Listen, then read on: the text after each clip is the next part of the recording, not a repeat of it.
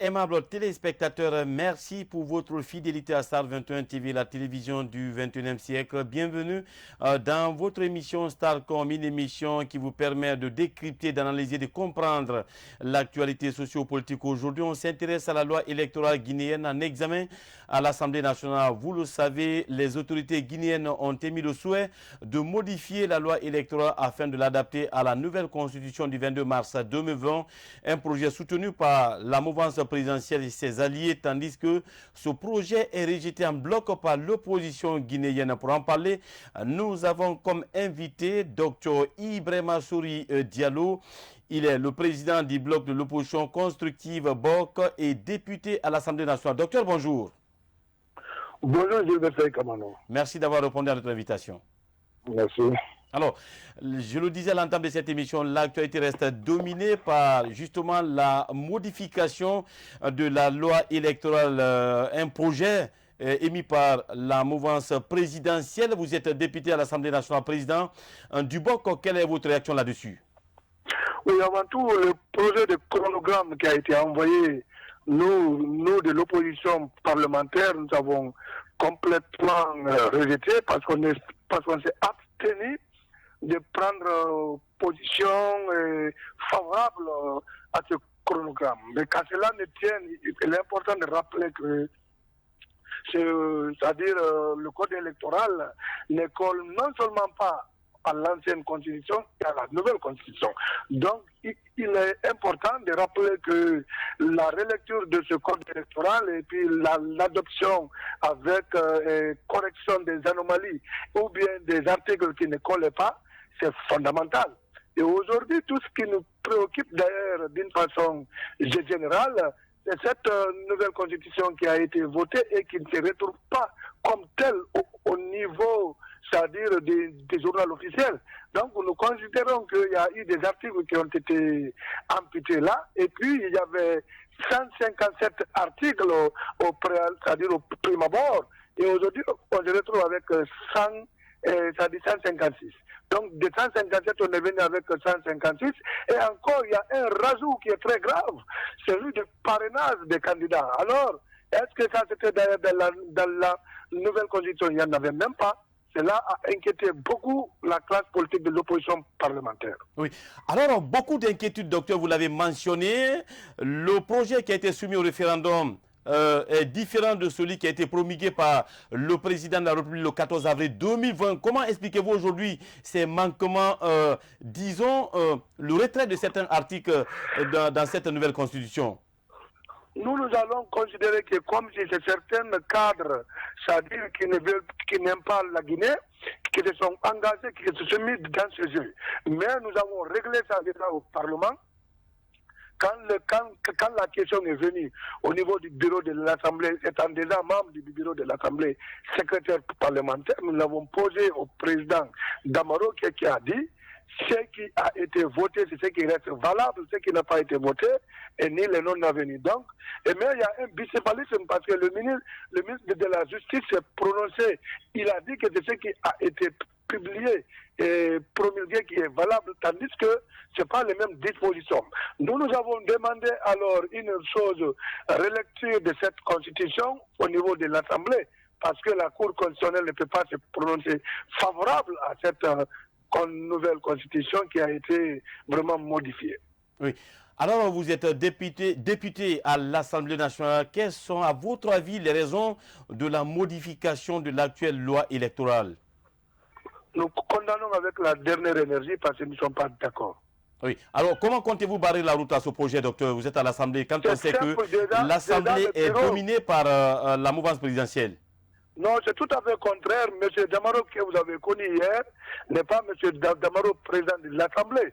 Nous avons tous les membres du bureau qui se sont convenus avec la conférence des présidents que c'est la constitution qui a été votée qui reste et demeure valable. Donc, nous avons réitéré en conférence, c'est-à-dire en réunion du bureau, en conférence des présidents et en plénière. Donc, cela veut dire que ce qui est dit par le vote, c'est ce qui reste valable.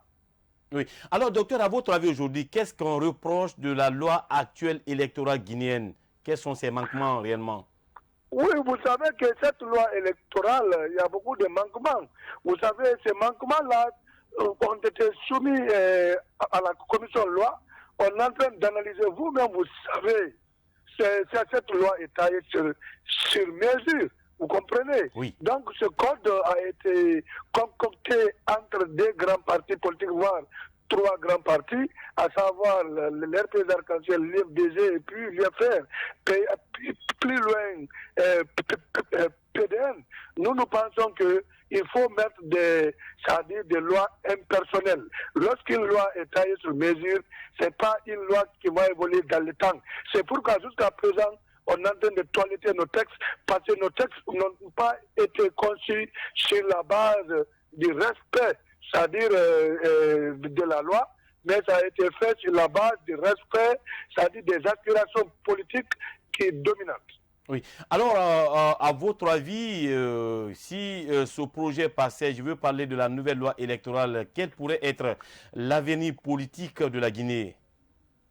Nous, mais vous savez, ça ne peut pas passer inaperçu. C'est ce qu'on a constaté comme des anomalies qu'on doit amender, mais la Cour constitutionnelle est là pour veiller sur la constitutionnalité des choses. Donc, c'est pas qu'on ne doit pas, c'est-à-dire manquer le respect par nos institutions. Il faut toujours respecter les institutions. C'est pourquoi le pays a pu s'avancer. Mais ce qu'il faut rappeler, Zinger Saïd Kamano, un pays ne peut pas avancer si les gens n'ont pas confiance aux institutions. Parce que ce sont ces institutions-là qui veillent au développement. Et si ces institutions ne sont pas considérées, le pays va sombrer. Oui, mais beaucoup d'inquiétudes aujourd'hui par rapport à la crédibilité de ces institutions. Qu'en dites-vous, quand on sait à l'international qu'on est lâché par la plupart de nos partenaires? Oui, vous savez, nos partenaires ne nous ont pas du tout lâchés. C'est parce qu'ils ont vu qu'il y avait des tensions. La Guinée est un pays indépendant, c'est un pays souverain. La Guinée a sa souveraineté, donc on est libre d'organiser nos élections sans demander l'assistance de quelqu'un. Si aujourd'hui la Guinée a réussi à organiser les élections avec des conditions difficiles, les mêmes partenaires ont commencé à venir reconnaître l'Assemblée. C'est pour dire que les choses évoluent et la politique est dynamique. Donc, il ne faut pas se fier à ce qui a été dit hier en politique. Il faut se fier à ce qu'on doit dire aujourd'hui et ce qu'on doit dire demain.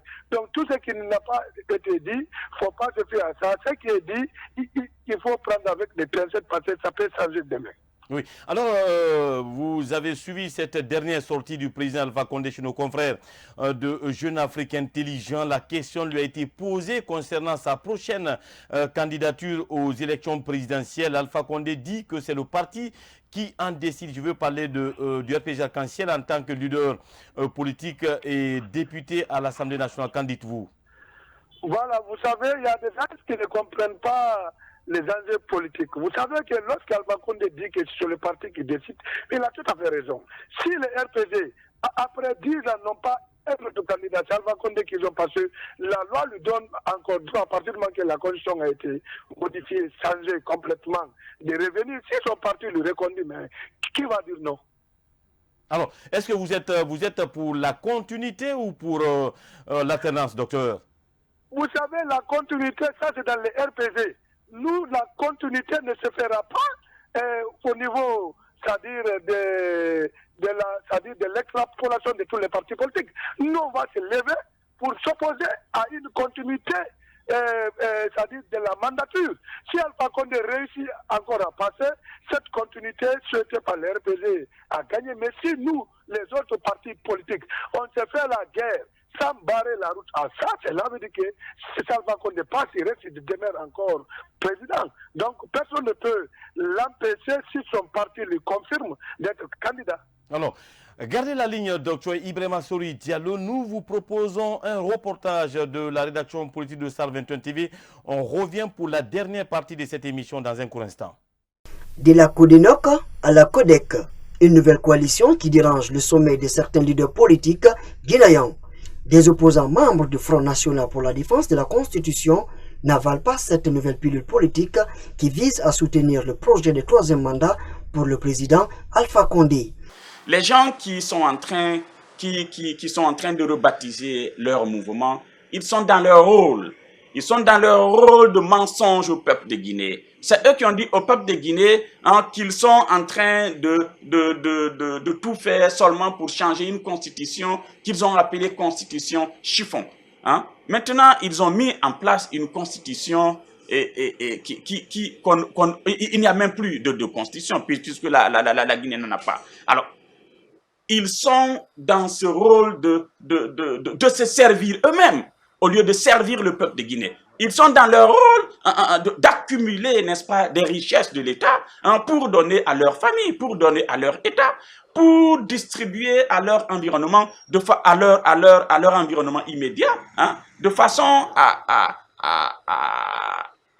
continuer, n'est-ce pas, à maintenir le peuple de Guinée dans cette précarité. Cette structure composée des membres du gouvernement, des partis alliés à la mouvance et certains acteurs de la société civile ne comptent pas lâcher prise lors des élections présidentielles de 2020.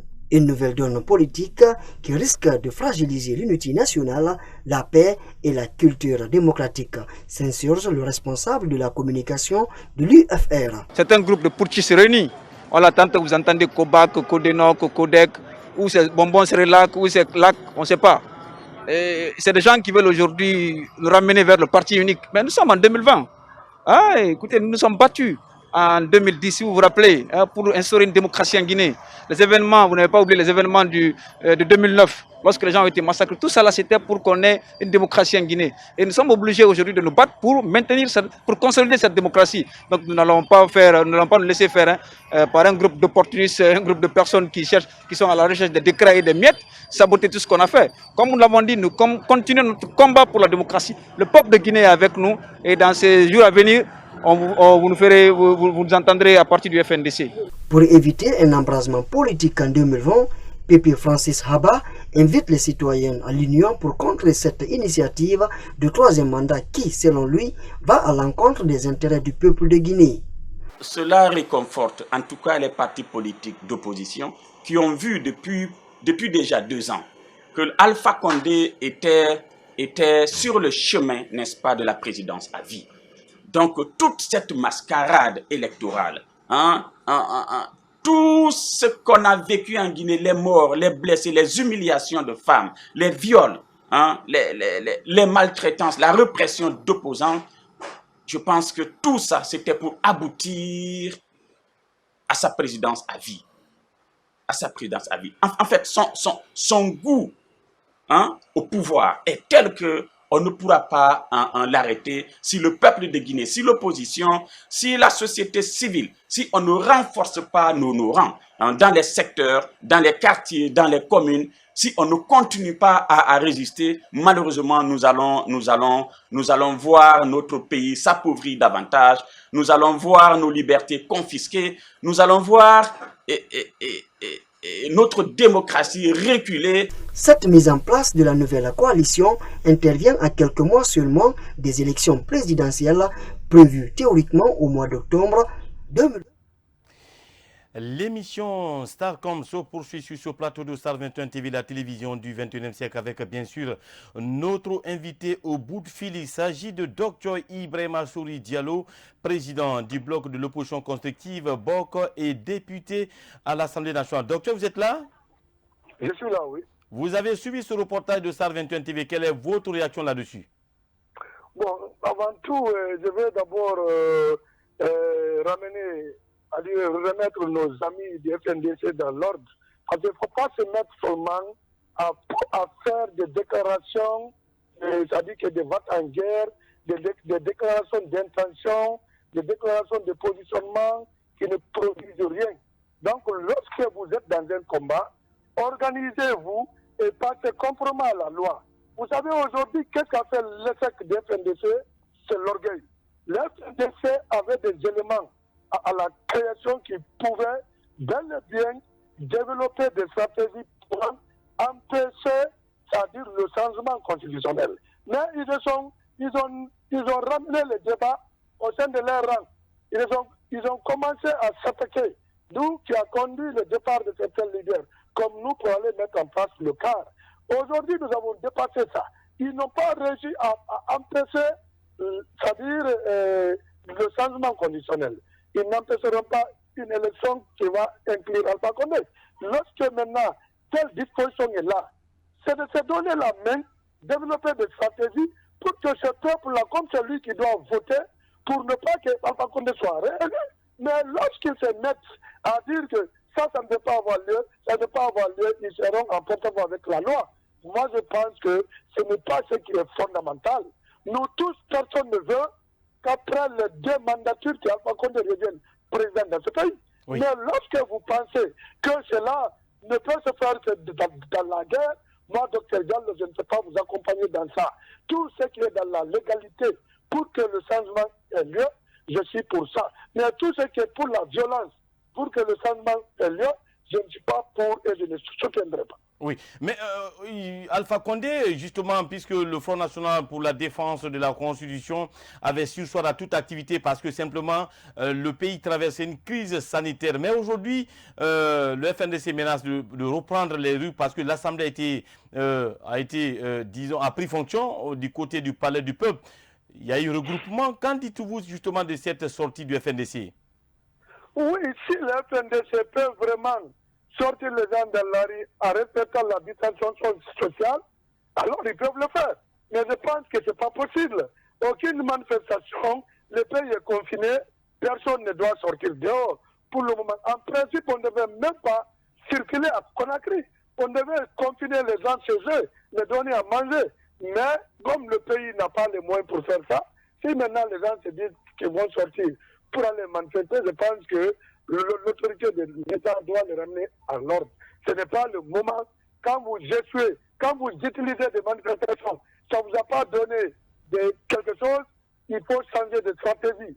Moi, je pense que l'essentiel est de se préparer pour les élections et chercher à faire des sensibilisations pour empêcher la façon de devenir président. Mais pas pour manifester, pour ne pas qu'il soit candidat, ça sera une violation de la loi. Oui. Alors, une dernière question, Dr Ibrahima Souri Diallo. La CENI a désormais son président. Il s'agit de Cabinet Cissé de la société civile guinéenne. Vous êtes président d'un parti politique. Quel est votre... qu'en pensez-vous de l'élection de ce dernier à la tête justement de la CENI? Oui, vous savez, ça c'est obligatoire parce que lorsqu'une institution perd sa tête, il faut que l'institution soit vraiment réorganisée pour élire un président. Et l'élection de ce monsieur, ça me va droit au cœur, mais ce qu'il faut rappeler, une disposition de la Constitution, une disposition c'est-à-dire de la loi sur la CENI est violée. Cette disposition, c'est quoi? C'est la représentativité de la CENI paritaire, à savoir l'opposition 7, la mouvance 7. Les 7 de l'opposition n'ont plus le droit de rester là parce qu'ils ne répondent plus aux critères, c'est-à-dire qui évoquent que les partis politiques qui sont obligés à désigner des candidats, c'est-à-dire des commissaires à la CENI, c'est les partis politiques qui ont au moins 2 députés à l'Assemblée avant de participer aux 2 élections nationales. Oui. Donc je pense que ces commissaires qui sont là ne répondent plus à ces critères, bien que leur mandat est fixé pour 5 ans, mais ils ne peuvent plus répondre aux critères. On doit revoir une relecture, c'est-à-dire que du code électoral doit être fait par, du loi sur la CENI, ça doit être fait par les députés pour qu'on puisse régler ce problème. Parce que nous savons que dans le temps, cette loi a été faite par consensus entre l'IFDG et l'RPDC. Oui. À votre avis aujourd'hui, qu'est-ce qu'il faut pour vraiment une CENI consensuelle si on vous demandait de nous faire une proposition concrète? C'est de la recomposition partielle, ramener les partis politiques actuels qui sont au niveau du Parlement, qui ont le droit de désigner, parce que nous avons commencé par ça. Ou bien nous allons raser tout, mettre une CENI technique, c'est tout ce qu'il faut faire. Parce que si on dit que c'est les partis politiques à l'Assemblée qui doivent, de l'opposition qui sont à l'Assemblée, qui doivent désigner, l'IFDG, l'IFR, ne seront pas d'accord. Si on dit que c'est ceux qui doivent continuer, nous ne serons pas d'accord. Donc, il vaut mieux mettre en place une CENI technique. L'occasion s'est présentée pour aller vers cette décision. Dr Ibrahima Souri Diallo, président du bloc de l'opposition constructive, député à l'Assemblée nationale. Merci d'avoir répondu à notre invitation. Merci, c'est moi qui vous remercie. Ainsi prend fin cette émission, aimables téléspectateurs. Nous vous souhaitons une excellente suite de programmes en compagnie de Star 21 TV, la télévision du 21e siècle. À bientôt.